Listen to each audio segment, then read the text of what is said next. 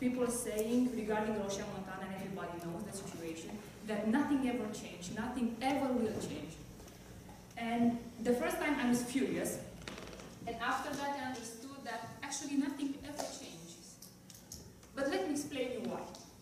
So the one of you that are interested can put out the right hand, and I could explain you the brain, how it's made, how it's built. So this structure over here is what we know our reptilian brain. It's the first one that was built, and it's responsible for instinct, for aggressive behavior. It's like you see the yellow light, but you know it's between green and red, and you speed it up. Okay, so this is the first one that started. The other one that came a couple of thousands of hundreds of years later is the limbic system. This limbic system is responsible for emotion, motivation, and feelings like parental behavior, hunger, and I mentioned motivation once time before. And the other and the latest one is the neocortex. So this is, in a very ground way, our brain, how it's built. And why do things never change? Because they never do if you don't make them. As I think a couple of you know, at the beginning of the 90s, there was an experiment that showed people that our brain does not make the difference between reality and fantasy. The experiment was made by two teams of athletes. One team was asked to think about running the contest, and the other team was actually running that contest. Measurements show that both teams of athletes feel the same, their brain input were the same, so this was the real fact.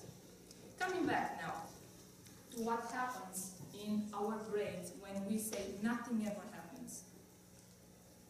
Please raise your hand. Do an exercise with me. Please raise your hands.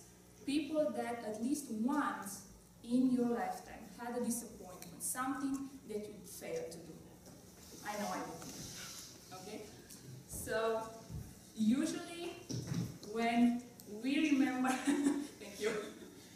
Usually when we say nothing ever changed, this is a disappointment for most of us. What the brain does, it comes from the motivation center, and it's the feeling of pain and loss and unhappiness. And that feeling goes like an image to the neocortex and pointed us to the moment that we feel pain and hurt. So your brain says, don't do that. You are going to fail. You're going to feel like that. You don't want to feel like that anymore. And every message that you send it to the brain, it's too late, it's too hard, I don't want to do it, it's too soon. It reminds your brain the same path that you went when something in your lifetime went wrong, but that was only something. The way we can change things, if we want, is to believe that at least one thing can change. I was very upset, and usually I am very upset when people say nothing will ever change, this is not in my power. And I was thinking, at the end of this speech, I can't have a positive message, because I don't understand these people. And then I thought that maybe they don't understand themselves. It's physical, what happens to our brain, and it's our choice. So every time you woke up in the morning and say, no, I will snooze the alarm 5 minutes. Remember that your brain goes like this. It's the emotion and the image. And it might not be reality, but he will point it and make it a reality. Every time you want to come here and have a speech, and you say, I'm too afraid, maybe I'm going to lose it, next time. You do the same thing over and over again.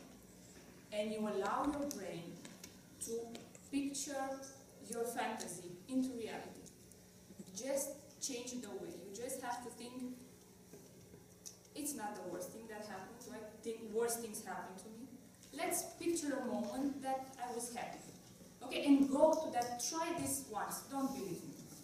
Try this picture only once, and you will see the